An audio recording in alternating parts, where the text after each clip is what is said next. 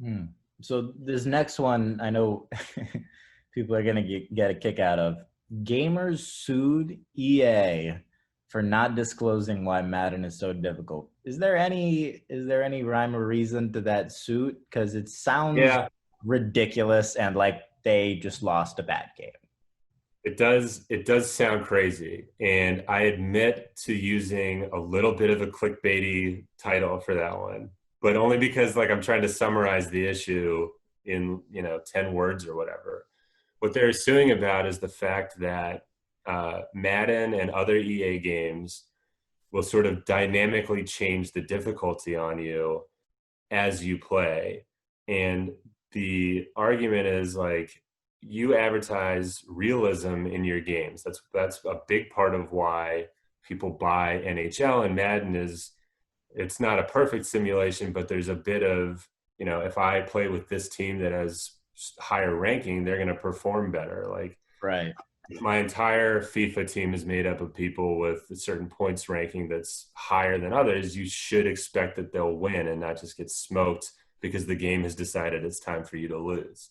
That's like an extreme way of putting it. But, you remember like back in original NBA Jam, if you're winning too much, like the game will suddenly become amazing and smoke you. And like the same with NFL Blitz. And so it's sort of the same thing here where they're saying like, you give me this team manager feature and you allow me to put people on my team with like a 91 ranking, and now in the middle of this game I'm losing to players with like 70 ranking. This is not what I signed up for. And so the claim is like this is false advertising because you're switching the rules on me, and I wouldn't have bought it if I had known that this kind of thing was going on. So that's a big part of what that case is about. That's crazy. It's ridiculous. Yeah, I I mean, mean, I understand the frustration when it comes to, um, like playing professionally and that being your career, and then the different levels of it not being disclosed. But yeah, I think part of what they're trying to get at also is, I haven't played FIFA in ages, but I think there's some mechanism in the game where you can unlock different player cards and add them to a team, and at some point there becomes a microtransaction aspect to it where you can pay some amount of money for the opportunity to get better player cards or something like that.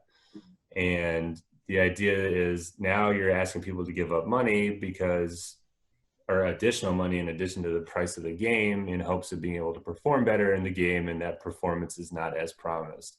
I agree that it's like at first blush it's like, dude, you bought a video game, like, and it's hard. How are you going into court over this?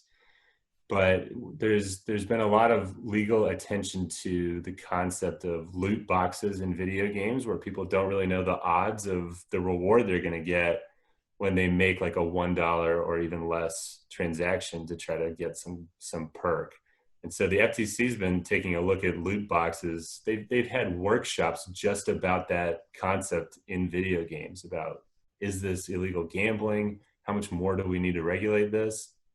And anytime the government takes a hard look at something, usually there's private lawsuits that follow, sort of either drafting behind them or piggybacking or whatever. So there's probably some element of that here where the plaintiffs are thinking, all right, this kind of seems like a variety of that issue where I'm not totally sure what I'm paying for, and that's unfair. It's just in the context of it looks like I'm just pissed that I'm not good at Madden, which is like certainly part of it. But hmm, yeah, to be fair, like there's more to it than that. But of course.